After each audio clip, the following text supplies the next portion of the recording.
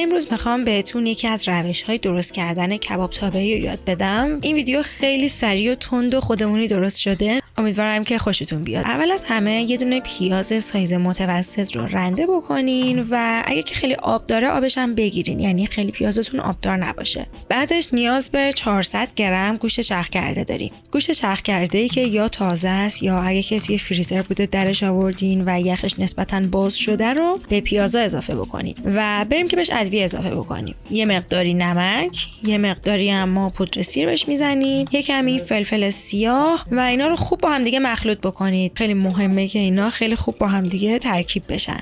بعد از اینکه اینا خوب با هم دیگه مخلوط شدن و ترکیب شدن، بیایید به چند تا قسمت مساوی تقسیمش بکنین و هر کدومو به شکل کتلت در بیارید. و اگه که دوست داشته باشید هم میتونید کامل پهنش بکنید کف مایتابه. دیگه این قسمتش کاملا سلیقه‌ایه. اینو بگم که فقط کباب تابه‌ای یا کباب سینی یا کباب بشقابی هم من شنیدم یا هر چیزی که شما بهش میگید خیلی دستورهای مختلفی داره. یعنی هر کسی اینو به روش خودش درست میکنه و خب اینم یه روشیه که ما درست میکنیم. اگه دوست داشتید اینم امتحان بکنید یه بار و ببینید که چجوری میشه، شاید خوشتون اومد. بعد یه دونه گوجه رو خوردش بکنین و به همینجوری که دارید میبینید و روی اینا بچینین دیگه. این خوشمزهش میکنه. ما یه دونه سیب زمینی هم خورد میکنیم و بهش اضافه میکنیم، بعد میذاریم همشون با هم بپزن و آب بندازن. یعنی ما سرخش نمیکنیم، ما داریم اینا رو میپزیمش. بعد از یه مدت که دیدین یه طرفش سرخ شده، یعنی حس کردین که یه طرفش سرخ شده، حالا فکر کنم یه رب کافی باشه. اینا رو برگردونین و بعد از چند دقیقه همونطور که می‌بینید مامان من داره رب خونگی که خودش درست کرده رو میزنه. این خیلی خوشمزه‌اش میکنه. یکم از رب خونگی بهش اضافه بکنید و از اون سسش هم روش بریزید که این سسه به خورده اینا بره، قشنگ جذبش بشه. بعد از دیگه حدوداً یه رب 10 دقیقه خودتون تستش بکنید متوجه میشید و میبینید که پخته و چه کباب تابه‌ای خوشمزه شده. و حالا با برنجی که خودتون همتون قطعاً بلدید اینو سروش بکنید. امیدوارم که خوشتون بیاد، چون که اینم یکی از روش‌های خیلی خوشمزه و سالم کباب تابه‌ایه که روغن هم همونطور که دیدین اصلا نداشت. یعنی میشه کباب تابه‌ای بدون روغن.